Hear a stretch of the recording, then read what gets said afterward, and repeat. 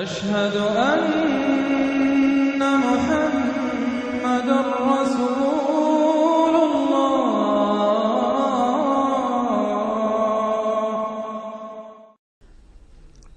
اعوذ باللہ من الشیطان الرجیم، بسم اللہ الرحمن الرحیم۔ قاف والقرآن المجید بل عجبوا ان جاءهم منذر منهم فقال الكافرون هذا شيء عجيب أإذا متنا وكنا ترابا ذلك رجع بعيد قد علمنا ما تنقص الأرض منهم وعندنا كتاب حفيظ بل كذبوا بالحق لما جاءهم فهم في أمر مريج۔ صدق اللہ العظیم۔ رب اشرح لي صدری ویسر لي امری واحلل عقدۃ من لسانی یفقہوا قولی۔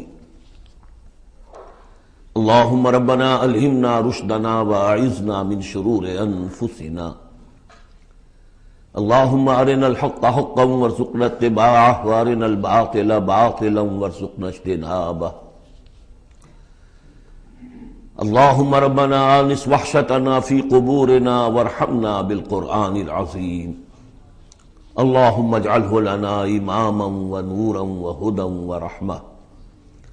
اللہم ذکرنا منہ ما نسینا وعلمنا منہ ما جہلنا وارزقنا تلاوتہ آناء اللیل واطراف النہار واجعلہ لنا حجتا یا رب العالمین، آمین۔ قرآن حکیم میں جو سورتوں کی ایک ترتیب ہے دو انداز پر، اس کا کافی دنوں سے اب تذکرہ نہیں ہوا ہے۔ قرآن مجید کی سورتوں کی ایک تو تقسیم اس اعتبار سے ہے کہ اس کی 7 منزلیں ہیں، تقریباً برابر، لیکن یہ کہ بالکل برابر نہیں ہے۔ اور اس میں پیش نظر یہ تھا کہ جو شخص ایک ہفتے میں قرآن مجید ختم کرنا چاہے، اور صحابہ میں سے بہت سو حضرات کا یہ معمول تھا کہ رات کی نماز میں نوافل میں وہ اتنا قرآن پڑھتے تھے کہ ایک ہفتے میں ختم قرآن ہو جاتا تھا۔ اس کے لیے ضرورت تھی کہ منزلیں معین کر دی جائیں، تقریباً مساوی ہوں۔ اس میں حسن یہ بھی ہے کہ کوئی سورت تقسیم نہیں ہوتی، پوری کی پوری صورتیں اس میں شامل ہیں، پاروں والا حساب اس میں نہیں ہے۔ لیکن ترتیب کے اندر حسن ترتیب یہ ہے کہ سورہ فاتحہ کو اگر علیحدہ کر دیں، جو پورے قرآن حکیم کے لیے بمنزلہ ایک مقدمے کے ہے، دیباچے کے ہے، اور یہ کہ اپنی جگہ پر سورہ ہجر کی ایک آیت کی روح سے خود ایک قرآن ہے، تو اس کے بعد پہلی منزل میں 3 سورتیں ہیں، دوسری میں 5، تیسری میں 7، چوتھی میں 9، پانچویں میں 11، چھٹی میں 13، اور پھر حزب مفصل کہلاتا ہے، اس میں 65 سورتیں ہیں۔ وہ بھی ملٹیپل ہے 13 کا، 13 کو 5 سے ضرب دیں گے 65 بن جائے گا۔ تو ایک عددی جو ہے نسبت اس میں ہے، ایک سیڑھی بن رہی ہے۔ ایک اور جو گروپنگ ہے ان صورتوں میں وہ یہ ہے کہ ایک یا ایک سے زائد مکی صورت، پھر ایک یا ایک سے زائد مدنی صورت، یہ ایک گروپ، پھر مکی پھر مدنی دوسرا گروپ، پھر مکی پھر مدنی تیسرا گروپ، اس طریقے سے بھی 7 گروپ ہیں۔ یہ گروپ جو ہیں اس سے پہلے ایک جگہ پر یکجا ہو گئے تھے، دوسرا گروپ بھی ختم ہو گیا تھا سورہ توبہ پر، اور دوسری منزل بھی ختم ہو گئی تھی سورہ توبہ پر۔ تو میں نے آپ کو بتایا تھا کہ قران الصعدین ہو گیا، یہاں پر 2 سعید چیزیں جمع ہو گئیں۔ قرآن حکیم کی سورتوں کی 2 منزلیں بھی ختم ہوئی سورہ توبہ پر، اور سورہ یونس سے تیسری منزل کا آغاز ہوا، اور مکی مدنی صورتوں کے گروپوں کا بھی جو دوسرا گروپ ہے وہ ختم ہو گیا سورہ توبہ پر، اور سورہ یونس سے تیسرے کا آغاز ہوا۔ وہی قران الصعدین یہاں بھی ہو رہا ہے۔ سورہ حجرات پر مکی اور مدنی صورتوں کا بھی گروپ ختم ہوا، لیکن وہ 5واں گروپ ہے، اور منزل بھی ختم ہوئی، لیکن وہ 6ٹھی منزل ہے۔ یہاں وہ برابر نہیں ہے، وہاں دوسری منزل اور دوسرا گروپ یکجا ختم ہوا، تیسری منزل تیسرا گروپ یکجا شروع ہوا۔ یہاں سورہ قاف سے آگے یہ ایک منزل ہے، اس کو حزب مفصل کہتے ہیں، اور دوسری یہ کہ یہیں سے چھٹی جو گروپنگ ہے مکی اور مدنی صورتوں کی وہ شروع ہو رہی ہے سورہ قاف سے. سورہ قاف سے لے کر سورہ واقعہ تک اس میں 7 صورتیں جو ہے مکیات ہیں. پھر سورہ حدید سے لے کر سورہ تحریم تک 10 صورتیں مدنی ہیں. اور یہ اس اعتبار سے بھی ایک عجیب حسن ہے اس میں کہ جیسے پہلے گروپ میں مکی صورت صرف سورہ فاتحہ ہے اور مدنی صورتیں 6.25 پارے پر پھیلی ہوئی سورہ بقرہ، سورہ آل عمران، سورہ نساء، سورہ مائدہ. لیکن یہ کہ اگلا جو گروپ ہے وہ متوازن ہے، 2 صورتیں مکی، 2 مدنی. سورہ انعام، سورہ اعراف مکیات، سورہ انفال، سورہ توبہ مدنیات.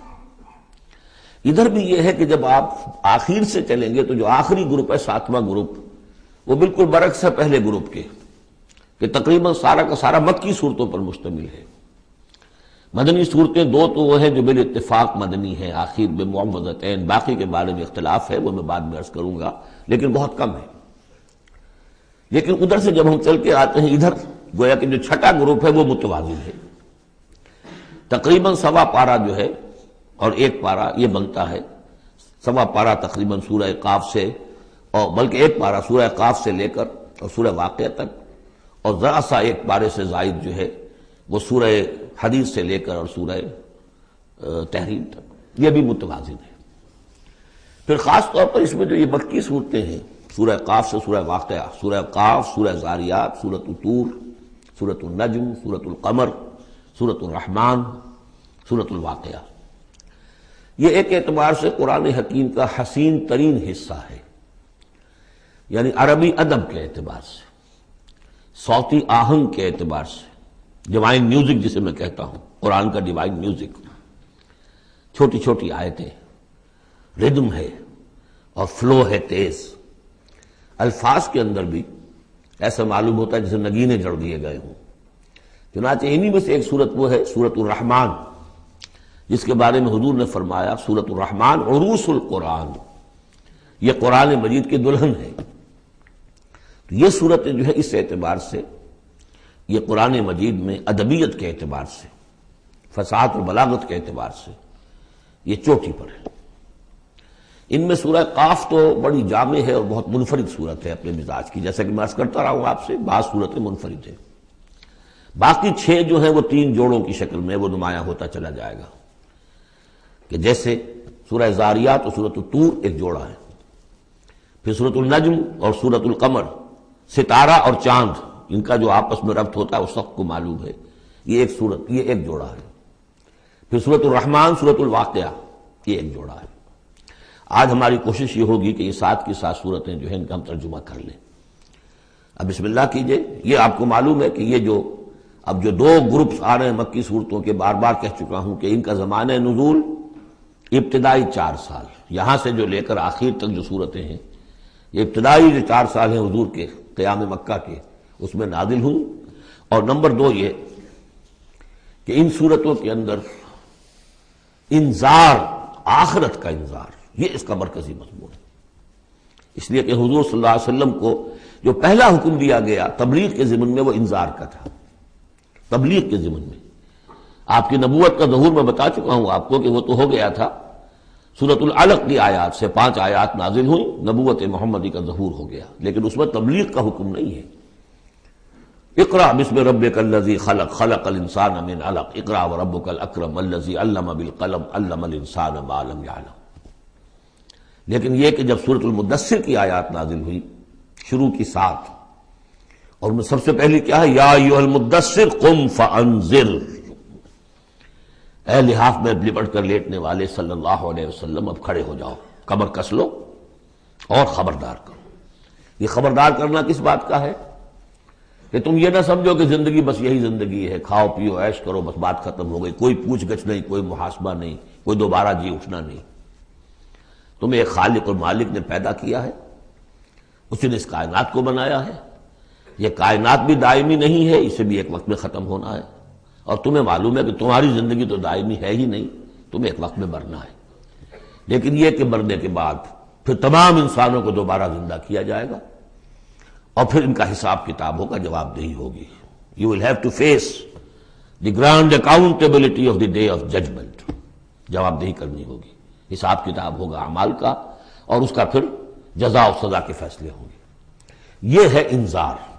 اور جیسا کہ ہم دیکھتے آ رہے ہیں، ہر جگہ قرآن یہ کہتا ہے جن کے دل آخرت سے غافل ہیں، جن کے دلوں میں ایمان بالآخرت نہیں ہے، وہ لوگ جو ہے لاکھ آپ انہیں سمجھا لیں، لاکھ وہ سمجھ میں آ بھی جائے گی بات، لیکن جانتا ہوں ثواب طاعت و زہد پر طبیعت ادھر نہیں آتی۔ آخری معاملہ یہی ہوگا کہ ادھر رخ نہیں کریں گے جب تک کہ آخرت کا یقین نہ ہو۔ اسی وجہ سے بالآخرت ہم یوقنون، آخرت کے لیے صرف لفظ ایمان بھی کافی نہیں سمجھا گیا، آخرت پر ان کا یقین۔ اس لیے کہ یہی چیز ہے کہ جو انسان کی شخصیت اور سیرت کے اندر عملی اعتبار سے تبدیلی لاتی ہے۔ تو ان تمام صورتوں کا مرکزی مضمون وہی ہے، ویسے یہ کہ اور دوسرے مضامین بھی آئیں گے۔ اب یہ چھوٹی صورتیں ہیں، ایک ایک رکوع کے اندر بھی آپ کو تمام انباء و رسل مل جائیں گے، وہ مضامین سب آئیں گے جو مکی صورتوں کے مشترک مضامین ہیں، لیکن یہاں جو ڈور ہے وہ ہے انذار آخرت۔ بسم اللہ الرحمن الرحیم، قاف والقرآن المجید۔ یہ دوسری صورت ہے جو ایک حرف مقطع سے شروع ہوئی ہے۔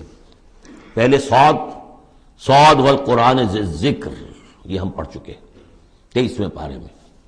قاف والقرآن المجید، تیسری آئے گی 29ویں پارے میں، نون والقلم وما یسطرون۔ یہاں بھی قسم ہے قرآن مجید کی، بڑی شان والے قرآن کی۔ اس سے آگے محذوف معنی ہے وہی جو سورہ یاسین کے اندر میں نے آپ کو بتایا، یاسین والقرآن الحکیم انک لمن المرسلین۔ لیکن اس کے بعد اب فوری طور پر جو ہے آخرت کا ذکر۔ بل عجبوا ان جاءهم منذر منهم فقال الكافرون هذا شيء عجیب، کیا انہیں بہت عجیب محسوس ہوا ہے کہ ان کے پاس ایک آیا ہے انہی میں سے خبردار کرنے والا، منذر انذار سے۔ فقال الکافرون ھذا شیء عجیب، تو کافروں نے کہا یہ تو بڑی عجیب سی بات ہے۔ اذا متنا وکنا ترابا، کیا جب ہم مر جائیں گے اور مٹی ہو جائیں گے؟ ذالک رجل بعید، یہ بہت دور کی کوڑی لائے ہیں، یہ دوبارہ رجوع کرنا جو ہے بہت دور کی بات ہے۔ قد علمنا ما تنقص الارض منهم، بڑا شاہانہ انداز ہے یہاں، ہمیں خوب معلوم ہے کہ زمین ان میں سے کیا چیز کم کرتی ہے، یعنی جب یہ زمین میں دفن ہو جائیں گے تو زمین کیا شے کھا جائے گی، اس کی کیا، ان کا وجود کا کون سا حصہ ہے کہ جو زمین ضائع کر دے گی۔ وَإِنَّنَا كِتَابٌ حفیظ، اور ہمارے پاس تو ایک کتاب ریکارڈ ہے، محافظ خانہ موجود ہے، سب کے اعمال موجود ہیں، اور ان کی جانیں جو ہیں وہ تو ہم یہاں سے لے جاتے ہیں، وہ علیین میں ہے یا سجین میں ہے، وہ تو وہاں ہے۔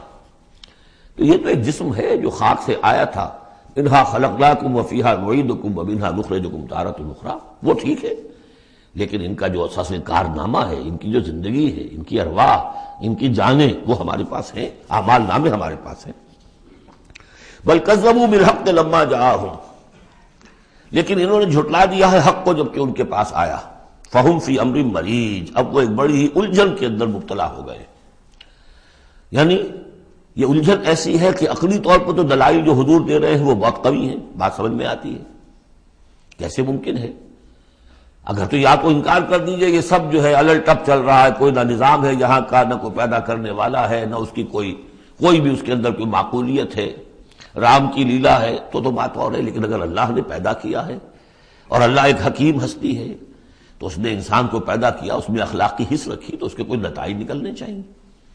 تو دلیل تو قوی ہے، لیکن یہ کہ ان کی طبیعت ہے وہی جو شعر میں نے ابھی پہلے آپ کو سنایا کہ جانتا ہوں ثواب طاعت و زہد پر طبیعت ادھر نہیں آتی۔ اتنے خوگر ہو چکے ہیں فسق اور فجور کے، اور اپنی عادات کے اتنے اس کے ایک قید خانے میں مقید ہو چکے ہیں۔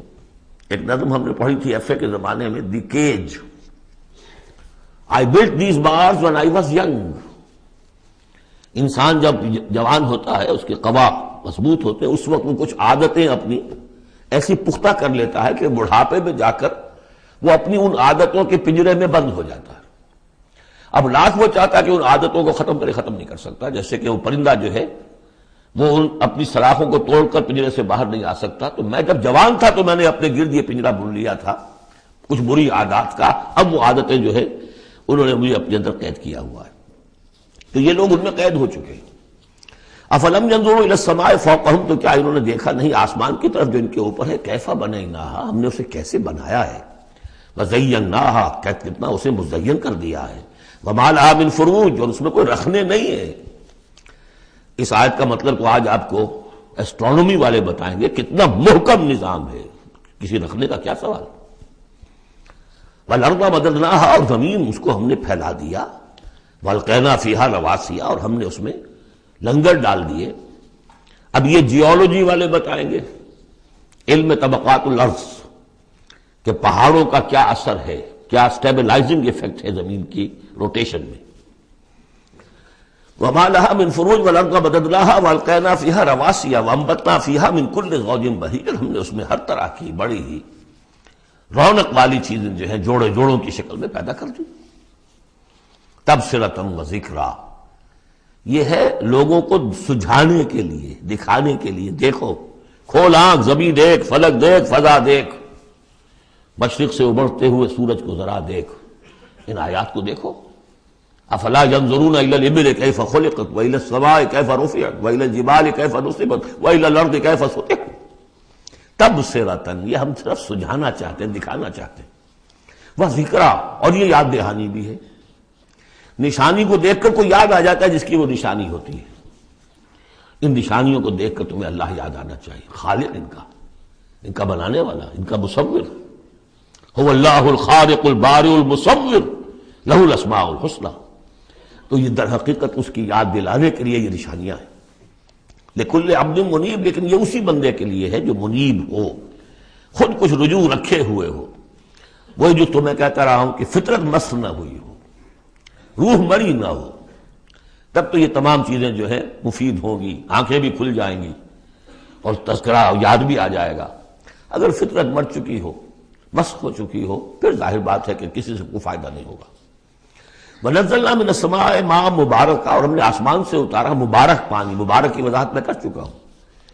برکت اسے کہتے ہیں کسی شے کے اندر جو پوٹینشیل خیر ہے اسے نکال کر باہر لے آئے۔ تو یہ پانی بارش کی، باران رحمت جو ہے، یہ ماء مبارک کا ہے، زمین کی روئیدگی کو نکال کر باہر لاتا ہے۔ فَأَنبَتْنَا بِهِ جَنَّاتٍ وَحَبَّ الْحَصِيدِ، تو ہم نے اگا دیا اسی کے ذریعے سے باغات بھی اور کھیتیاں بھی جو کٹ جاتی ہیں۔ اب دیکھیں بہت خوبصورت ہے یہاں پہ جو ترتیب، جنات اسے کہتے ہیں باغات، درخت لگا رہتا ہے، پھل اتار لیتے ہیں صرف، اور کھیتی وہ ہوتی ہے گندم کی کھیتی، وہ پوری فصل کٹ جاتی ہے، وہاں کوئی اب درخت باقی نہیں رہتا۔ یہ نہیں ہے کہ صرف سٹے توڑ لیجئے باقی کھڑی رہنے دیجئے، نہیں۔ حصید تو وہ در حقیقت حب الحصید، اناج کی جو کھیتیاں ہوتی ہیں وہ تو کٹ جاتی ہیں۔ والنخل باسقات لہا طلع نضید، اور ہم نے ایسے کھجوریں پیدا کر دی، ان کے درخت کے بہت لمبی لمبی ہیں، اونچے اونچے ہیں، لہا طلع نضید، ان کا خوشہ جو ہے تہ بر تہ کھجوریں ان کے اندر لدی ہوئی ہیں۔ رزقا للعباد، یہ سب کچھ بندوں کے لیے، رزق کے لیے ہم نے بنایا۔ وَأَحْيَيْنَا بِهِ بَلْدَةً مَيْتًا، اور اسی پانی کے ذریعے سے ہم ایک مردہ زمین کو زندہ کر دیتے۔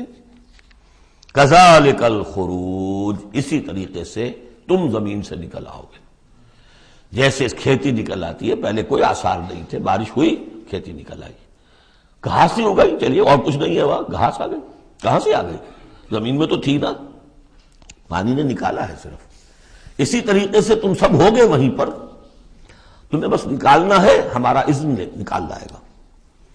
کذبت قبلہم قوم نوح واصحاب الرس وثمود، اب دیکھیے یہاں انباء و رسول کا تذکرہ ایک دو آیتوں میں سب کو سمیٹ لیا۔ جھٹلایا ان سے پہلے نوح کی قوم نے، اصحاب الرس نے، کنویں والوں نے، وثمود اور ثمود کی قوم نے، وعاد اور قوم عاد نے، وفرعون اور فرعون نے، واخوان لوط اور لوط کے بھائیوں نے، اصحاب الایکۃ اور بن والے یعنی مدین والے جن کی طرف حضرت شعیب بھیجے گئے، وقوم تبع، تبع ہم پڑھ چکے ہیں کل، یہ یمن کے بادشاہوں کا لقب تھا۔ فَكُلٌّ كَذَّبَ الرُّسُلَ فَحَقَّ وَعِيدِ، سب نے رسولوں کو جھٹلایا تو مستحق ہو گئے میری وعید کے، میری جو دھمکی تھی اس کے مستحق ہو گئے، ان پر عذاب آیا۔ أَفَعَيِينَا بِالْخَلْقِ الْأَوَّلِ، تو کیا ہم ایک مرتبہ پیدا کر کے عاجز آ گئے ہیں؟ لم یعیا بخلقہن، یہ ہم کل پڑھ چکے ہیں۔ تو اس کے معنی کیا ہے؟ گویا کہ ہماری ساری، جس کو میں انگریزی میں نے کہا تھا کہ جو کریٹو پوٹینشیل ہمارا تھا، کریٹو انرجی ہماری ایگزاسٹ ہو چکی ہے تمہارے خیال میں۔ افعینا بالخلق الاول، کیا ہم بالکل عاجز آ گئے ہیں؟ بل ہم فی لبس من خلق جدید، ہماری خلاقی کی قدرت میں تو کوئی کمی نہیں ہوئی۔ ہاں یہ لوگ جو ہیں ان کے ذہن کی تنگی ہے کہ جس کی وجہ سے یہ دھوکے میں ہو رہے ہیں کہ دوبارہ کیسے بنا لیا جائے گا۔ وَلَقَدْ خَلَقْنَا الْإِنسَانَ وَنَعْلَمُ مَا تُوَسْوِسُ بِهِ نَفْسُهُ، ہم نے تو انسان کو پیدا کیا ہے، ہم جانتے ہیں جو پٹی پڑھاتا ہے اسے اس کا نفس، اندر بھی تو ہے نا ایک قوت شر، وہ نفس ہے، ان النفس لامارۃ بالسوء، 13ویں پارے میں ہم نے شروع کی آیت پڑھی ہے، وما ابرئ نفسی ان النفس لامارۃ بالسوء۔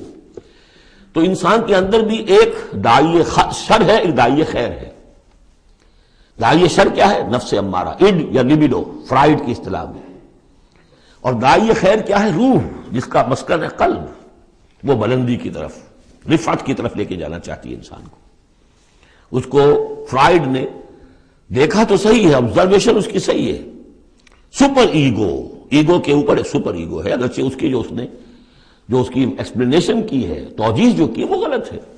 ظاہر بات ہے کہ اب یہ تمام مغربی سائنسدان اور فلاسفر اصل میں ان کی ایک آنکھ بند ہے، عالم امر سے وہ واقف ہی نہیں، روح کا ان کے ہاں تصور ہی نہیں، فرشتے کا کوئی تصور نہیں، ان کی ساری جتنی بھی انویسٹیگیشنز ہے، جتنی بھی تحقیق ہے، تفتیش ہے، آبزرویشن ہے، بھاگ دوڑ ہے، وہ سب عالم خلق سے متعلق ہے۔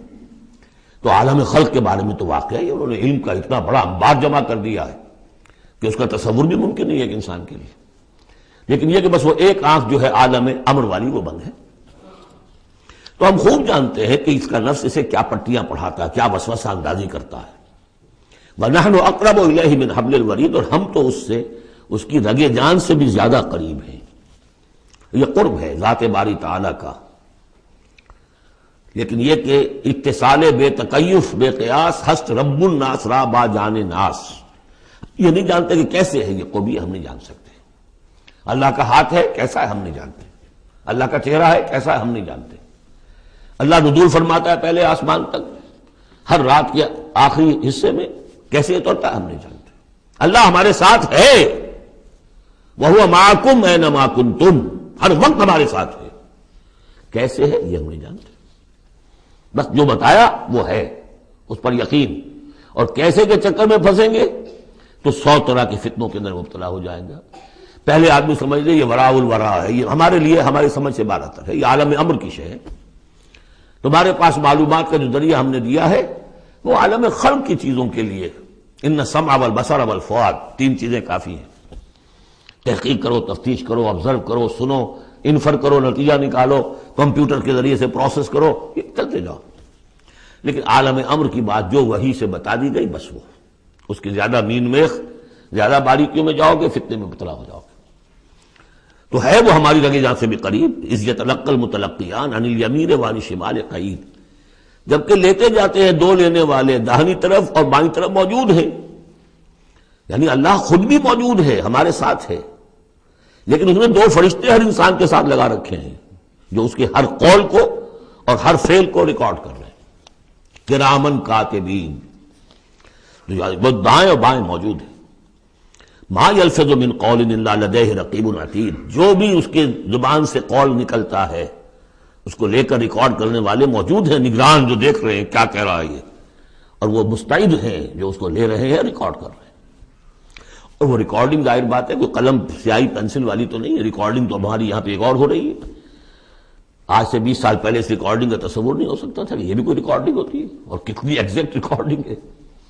اچھے سے اچھا بھی اسٹینوگرافر ہو تو کہیں نہ کہیں اس کی ڈکٹیشن دینے میں کہیں کوئی غلطی ہو جائے گی، اس میں تو کوئی غلطی نہیں۔ اس سے بھی اعلیٰ کیا ریکارڈنگ ہو رہی ہے جو فرشتے کر رہے ہیں، جو ہمارے تصور سے باہر ہے۔ وجاءت سکرۃ الموت بالحق، اور بالآخر وہ موت کی بے ہوشی کا وقت آن پہنچتا ہے حق کے ساتھ، قطعی ہے وہ تو آنی ہے، اس لیے کہ اللہ کے منکر تو پیدا ہوئے ہیں، موت کا منکر تو آج تک کوئی پیدا نہیں ہوا، موت کا تو سب کو اقرار ہے۔ بالحق ذالک ما کنت منہ تحید، یہی ہے نا وہ جس سے تم بھاگا کرتے تھے۔ بڑی نفسیاتی بات ہے، انسان اپنے موت کے تصور کو اپنے ذہن سے دور رکھتا ہے، یہاں تک کہ تھوڑا سا ارتعاش ہوتا ہے جب کسی عزیز کو کندھوں پر اٹھا کر لے جا کر اور قبرستان میں دفن کر کے آتے ہیں، تھوڑی دیر کے لیے تو اعصاب ہلے رہتے ہیں کہ منزل تو یہ ہے، جانا تو یہاں ہے، آج ہم اسے چھوڑائیں کل ہم نہیں جانا ہے، اس کے بعد پھر وہی اپنا روٹین، وہی اپنے مسائل، وہی اپنے معاملات، وہی اپنی دلچسپیاں، پھر آدمی بھول جاتا ہے۔ ذالک ما کنت منہ تحید، اسی کو تم چاہتے تھے، اس سے ذرا دور رہو، اسے اپنے ذہن سے ٹالے رکھو۔ ونفخ فی الصور، پہلے وہ قیامت صغریٰ کا ذکر تھا جو ہر انسان کی ہے، سکرات الموت، نزع کا عالم، اور اب ہے وہ پوری دنیا کی جو قیامت، پوری دنیا کی جو موت آنی ہے، وہ نفخ فی الصور، سور میں پھونکا گیا یا جائے گا، ذالک یوم الوعید، یہ ہے وعدے کا دن، وجاءت کل نفس معہا سائق و شہید، اور ہر جان آئے گی، اس کے ساتھ ایک ہوگا دھکیلنے والا اور ایک ہوگا گواہ۔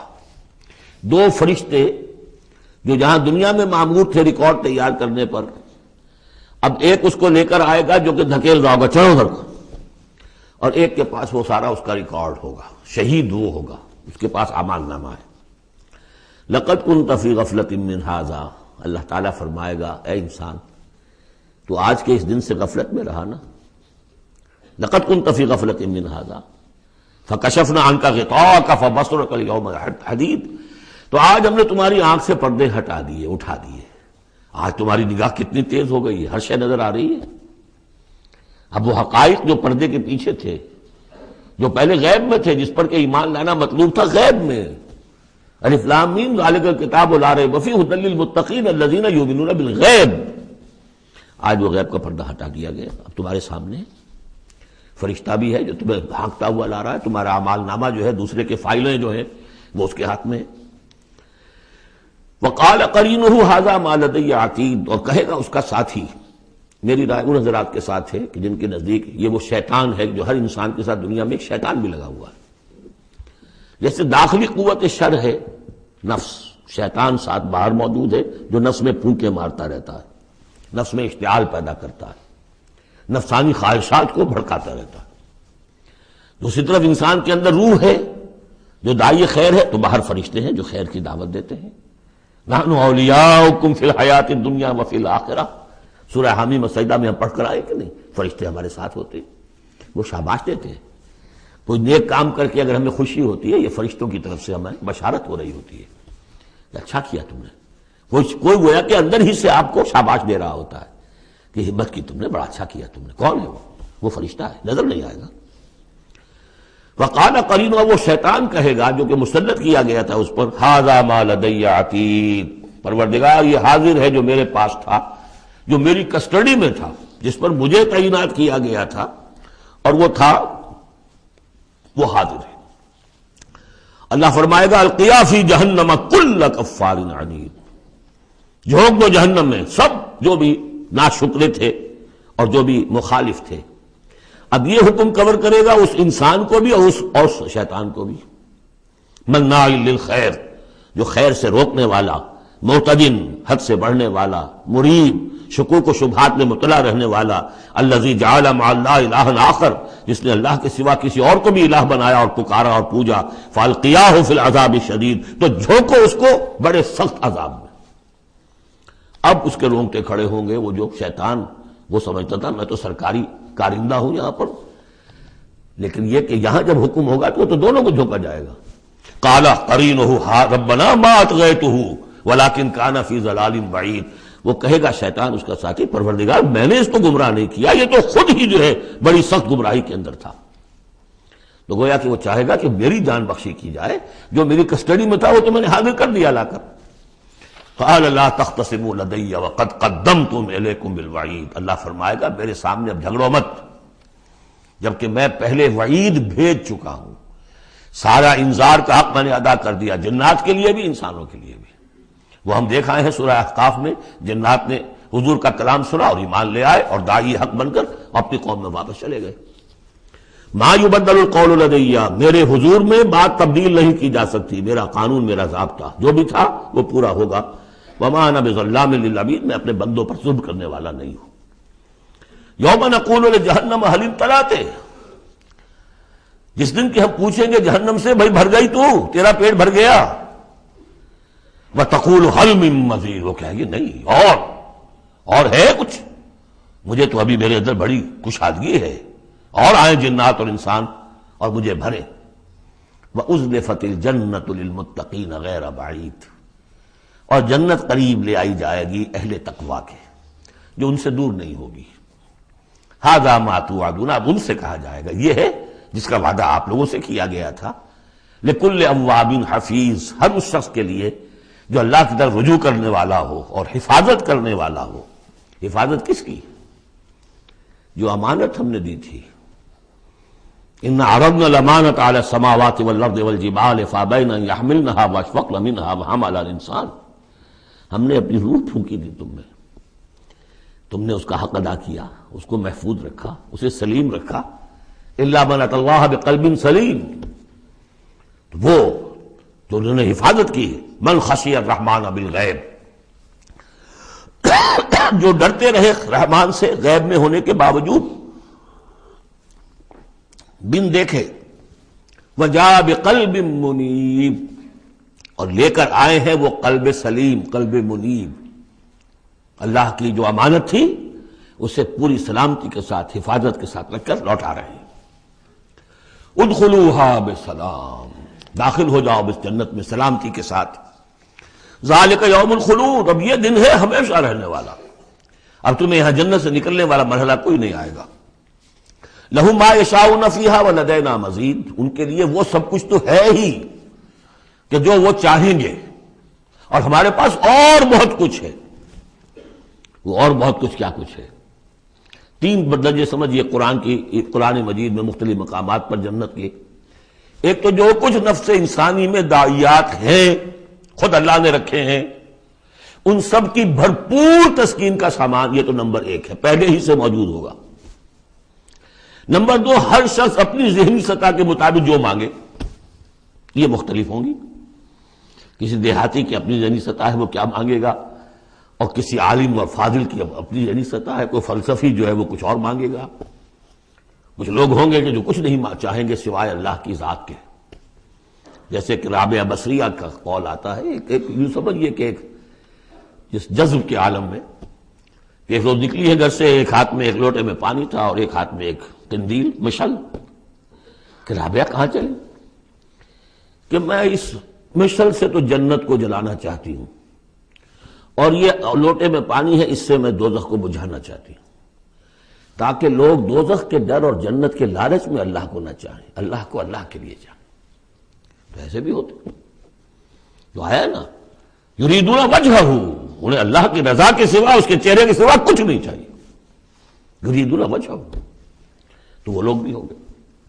پھر وہ تیسری چیز ہے جو اللہ نے فرمایا کہ پھر ہم وہ کچھ بھی دیں گے، ما لا عین رات، یہ حدیث کے الفاظ ہیں لیکن قرآن میں سورہ سجدہ میں آ چکا ہے. فلا تعلم، کوئی شخص نہیں جانتا، فلا تعلم نفس ما اخفی لهم من قرۃ اعین، آنکھوں کی جو ٹھنڈک کا سامان ہم نے فراہم کیا ہوا ہے. لهم ما یشاؤون فیہا ولدینا مزید وکم اہلکنا قبلہم من قرن هم اشد منہم بطشا فنقبوا فی البلاد. کتنی ہی قوموں کو ہم نے اس سے پہلے ہلاک کیا ہے جو ان سے کہیں بڑھ کر تھیں اپنی قوت میں، پکڑ میں، اور وہ گھس گئے تھے ملکوں میں، ایک کے بعد دوسرا فتح، دوسرے کے بعد تیسرا فتح، نقب لگاتے چلے گئے ایک ملک کے بعد دوسرے میں. حل من محیص، لیکن جب ان پر اللہ کی پکڑ آئی، وہی کہ جو ملک پر ملک فتح کرتے جا رہے تھے، علاقے پر علاقے زیر نگی کرتے جا رہے تھے، پھر ان کو بھاگنے کی کوئی جگہ نہیں ملی. ان فی ذلک لذکری لمن کان لہ قلب، یہ بہت بہت اہم مقام ہے قرآن کا. اس میں یاد دہانی ہے کس کے لیے؟ 2 طرح کے لوگوں کے لیے. لمن کان لہ قلب، جس کا دل ہے. دل تو سب کا ہے، لیکن دل سے یہاں مراد کیا ہے؟ دل زندہ، جس میں روح زندہ ہے، سلیم ہے، قلب سلیم ہے. مجھے یہ ڈر ہے دل زندہ تو نہ مر جائے، کہ زندگانی تو عبارت ہے تیرے جینے سے. تو جن کا تو قلب بیدار ہے ان کی صورت تو وہ ہو جائے گی. ابھی ہم نے عشاء میں بھی وہ آیت سنی ہے سورہ نور کی، کہ جیسے کہ پیٹرول جو ہے وہ آگے بڑھ کر لپک لیتا ہے، دور ہے ابھی دیا سلائی اور اس نے گویا کہ آگے آ کے وہ تو بھڑکنے کو بیتاب ہے. نغمے بیتاب ہے تاروں سے نکلنے کے لیے، ایک ذرا چھیڑ تو دے. زخمہ و مضراب حواس، زخمہ و مضراب حیات. تو یہ ہے وہ لوگ جن کا دل زندہ ہے. اس کے بارے میں حافظ ابن قیم کی ایک بڑی خوبصورت عبارت ہے کہ بہت سے لوگ وہ ہیں جب قرآن کو پڑھتے ہیں تو ایسے محسوس کرتے ہیں کہ قرآن مصحف میں نہیں لکھا ہوا، ان کے اپنے دل پر، لوح قلب پر نقش ہے، وہاں سے پڑھ رہے ہیں. اتنی کہ ہم آہنگی ہے، اس طرح کی سمپیتھیٹک وائبریشن ہوتی ہے قرآن کو پڑھتے ہوئے کچھ لوگوں کی، جن کی وہ اندر فطرت جو ہے وہ صحیح ہے، سالم ہے، پرورٹڈ نہیں ہے، مریض نہیں ہے، مردہ نہیں ہے، چاق و چوبند ہے، بیدار ہے، تو وہ تو گویا کہ قرآن کو اپنے قلب سے پڑھ رہے ہوتے، اتنی ہم آہنگی۔ تو جن کا تو یہ دل زندہ ہے ان کو تو کسی زیادہ اور تشویش کی اور تگ و دو کی ضرورت ہی نہیں، جیسے ابو بکر صدیق کو ایک لمحہ بھی نہیں لگا۔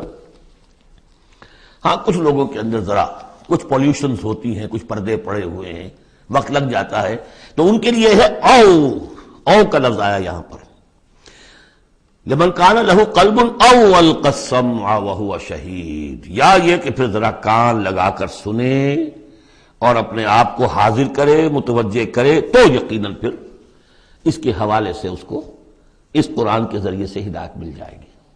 ایک تو ایسے محسوس کریں گے جیسے دیکھنا تقریر کی لذت کے جو اس نے کہا میں نے یہ جانا کہ گویا یہی میرے دل میں تھا۔ دوسروں کو ذرا محنت کرنی پڑے گی۔ اور ہمارا جو منتخب نصاب ہے مطالعہ قرآن حکیم کا، اس میں جو ایمان کی بحث میں دو مقامات اسی کی گویا کہ دو طریقے جو ہیں مختلف اسی کی نمائندگی کے لیے، ایک طریقہ وہ ہے ان فی خلق السماوات والارض واختلاف اللیل والنہار لآیات لأولی الالباب الذین یذکرون اللہ قیاما وقعودا وعلی جنوبہم ویتفکرون فی خلق السماوات والارض، آبزرویشن بھی ہے، غور و فکر بھی ہے، تدبر بھی ہے، اور یہ ذکر کے ساتھ تدبر، ذکر کے ساتھ فکر، یہ دونوں مل کر بات بنتی ہے۔ خالی ذکر سے بات نہیں بنے گی، خالی فکر سے بات نہیں بنے گی۔ اور بدقسمتی اس امت کی یہی ہو چکی ہے اب کہ یہ دو حلقے علیحدہ ہو گئے، مفکرین ہیں تو وہ ذکر کی لذت سے ناآشنا ہے، کتابیں لکھ رہے ہیں، بڑی بڑی تفسیریں، آج کل تو کیا کہہ رہا، کیسی کیسی تفسیریں آ رہی ہیں، ذکر سے ناآشنا۔ دوسری طرف ذاکرین ہیں وہ فکر سے ناآشنا، ان کو غور و فکر، سوچ بچار، دنیا کا مطالعہ اس سے تعلق نہیں، تو گویا کہ گاڑی کے پہیے جدا ہو گئے، گاڑی کیسے چلے اب؟ یہ دونوں ہیں، ان دونوں کے اندر فقر قرآن امتزاج ذکر و فکر، علامہ اقبال کہتا ہے جزب قرآن زیغمی روباہی است، فقر قرآن اصل شہنشاہی است۔ قرآن کے سوا اگر کوئی شعر بھی بن گیا تو کیا ہے، وہ لومڑی کی طرح ہوگا، کچھ نہیں ہوگا۔ اور فقر قرآن اصل شہنشاہی است، جس کو فقر قرآنی مل گیا، شہنشاہ تو وہ ہے۔ لیکن فقر قرآن کیا ہے؟ فقر قرآن ارتباط یا امتزاج ذکر و فکر، دو چیزیں جب ذکر و فکر مل جاتی ہیں۔ فکر را کامل نہ دیدم جز بذکر، فکر کبھی کامل نہیں ہوگا جب تک کہ ذکر ساتھ ہو۔ یہ ایک طریقہ تو یہ ہے جو سورہ آل عمران والے اس آخری حصے میں آیا۔ ایک طریقہ وہ ہے قلب کو صاف کر لیجئے، اس کی کدورتیں دور کر لیجئے، اس کے آئینے میں قرآن خود بخود منعکس ہو جائے گا اور اس کو جگمگا دے گا۔ یہ ہے جو آیات نور کے اندر ہے، نور علی نور، نور فطرت اور نور وحی مل کر نور ایمان کی تکمیل کرتے ہیں۔ ان فی ذلک لذکری لمن کان لہ قلب او القی السمع وہو شہید۔ عام طور پر لوگوں نے اس او کو واو بنا دیا ہے، اس لیے کہ اس گہرائی میں جا کر ان دو چیزوں کا علیحدہ، یہ دو اپروچز مختلف ہیں، اس کو سمجھا نہیں تو اس کو کہا کہ او جو ہے یہاں واو کے معنی میں اور نہیں، او ہے یہ۔ وَلَقَدْ خَلَقْنَا السَّمَاوَاتِ وَالْأَرْضَ وَمَا بَيْنَهُمَا فِي سِتَّةِ أَيَّامٍ، اور ہم نے آسمانوں اور زمین کو جو کچھ ان کے مابین ہے پیدا کیا 6 دنوں میں۔ وَمَا مَسَّنَا مِن لُغُوبٍ، ہمیں کوئی تکان تاری نہیں ہوئی۔ یہاں اصل میں نفی ہو رہی ہے کہ تورات جب گم ہو گئی تھی تو جب اس کو دوبارہ یادداشت سے مرتب کیا گیا تو وہ مرتبین انسان تھے، وہ نبی تو تھے نہیں، تو ان کی یادداشت نے ٹھوکریں کھائیں، تو غلط چیزیں بھی تورات میں شامل ہو گئیں۔ تو اس میں وہ بھی الفاظ آ گئے کہ اللہ نے آسمان اور زمین 6 دن میں پیدا کیے اور 7ویں دن اس نے آرام کیا، تھک گیا تھا نا۔ یہی ویکینڈ کا تصور ہے جو چلا آ رہا ہے تورات، جو یہودیوں میں بھی اور عیسائیوں میں بھی، اس لیے کہ تورات میں 7واں دن آرام، اللہ نے آرام کیا تم بھی آرام کرو۔ ہمارے ہاں کوئی تصور اسلام میں ویکینڈ کا نہیں، اور اس کی نفی کر رہا ہے اللہ، وَمَا مَسَّنَا مِن لُغُوبٍ، ہمیں کوئی تکان تاری تو نہیں ہوئی کہ ہمیں کسی آرام کی ضرورت ہوتی۔ فَاصْبِرْ عَلَىٰ مَا يَقُولُونَ، تو اے نبی آپ صبر کیجئے اس پر جو یہ کہہ رہے ہیں۔ وَسَبِّحْ بِحَمْدِ رَبِّكَ قَبْلَ طُلُوعِ الشَّمْسِ وَقَبْلَ الْغُرُوبِ، اور اپنے رب کی تسبیح و تحمید کیجئے سورج کے طلوع ہونے سے قبل اور سورج کے غروب ہونے سے قبل۔ اب یہ ابتدائی 4 سال ہے جن میں ابھی نمازوں کا وہ نظام الاوقات نہیں بنا تھا، وہ تو 11ویں سال میں جا کے بنا ہے۔ سورہ بنی اسرائیل میں جب نازل ہوئی ہے اور جب کوئی معراج ہوا ہے آپ کا، معراج میں یہ 5 وقتوں کا نماز کا نظام دیا گیا۔ اس وقت تک تو یہی ہے صبح و شام اللہ کا کچھ یاد ہو، یا اس سے پہلے جو ہے وہ رات بھر کھڑے رہو 2/3 یا تہائی، کم سے کم 1/3 شب، وہ اور علیحدہ نظام تھا۔ تو قبل طلوع الشمس والی نماز ہی اب ہماری فجر کی نماز بن گئی ہے، اور قبل الغروب والی نماز اب ہماری عصر کی نماز بن گئی ہے۔ یہی بات ہم سورۃ طٰہٰ میں پڑھ چکے ہیں، قبل طلوع الشمس و قبل غروبها ومن اللیل فسبح، اور رات کے حصوں میں بھی اس کی تسبیح بیان کرو، وادبار السجود، اور نمازوں کے بعد سجدوں کے بعد پھر بیٹھ کر بھی کوئی تھوڑی سی تسبیح کیا کرو، جیسے نمازوں کے بعد تسبیح فاطمہ ہے 33 مرتبہ سبحان اللہ، 33 مرتبہ الحمدللہ، 33 یا 34 مرتبہ اللہ اکبر۔ واستمع یوم ینادی المناد من مکان قریب، اور کان لگا کر سنتے رہو، اس دن کے منتظر رہو جبکہ پکارنے والا پکارے گا بہت قریب کی جگہ سے۔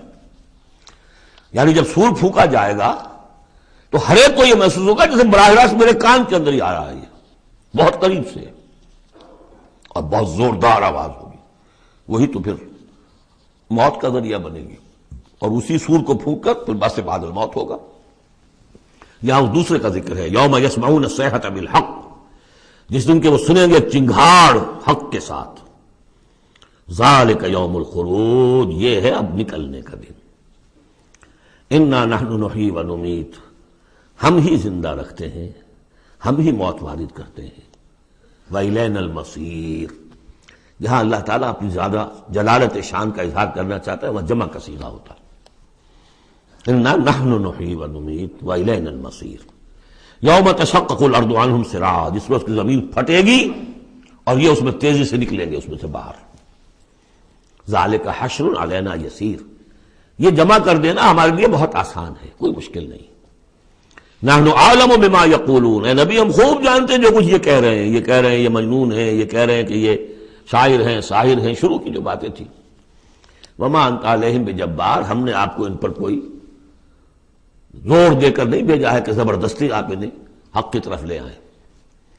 فذکر بالقرآن من یخاف وعید، پس تذکیر کیجئے قرآن کے ذریعے سے ہر اس شخص کو کہ جو ذرا سا بھی جس کے اندر کوئی تھوڑی سی روح زندہ ہوگی اور احساس ہوگا، اخلاقی حس جو ہے مردہ نہ ہو چکی ہوگی، وہ ضرور سنے گا اور وہ آپ کی اس تذکیر سے فائدہ اٹھائے گا۔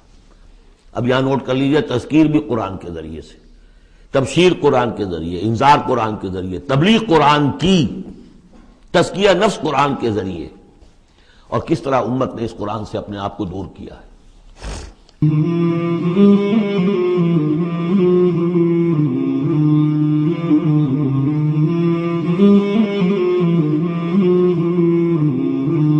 مولاي صل وسلم دائما أبدا على حبيبك خير الخلق كلهم، مولاي صل وسلم دائما أبدا على حبيبك خير الخلق كلهم، مولاي صل وسلم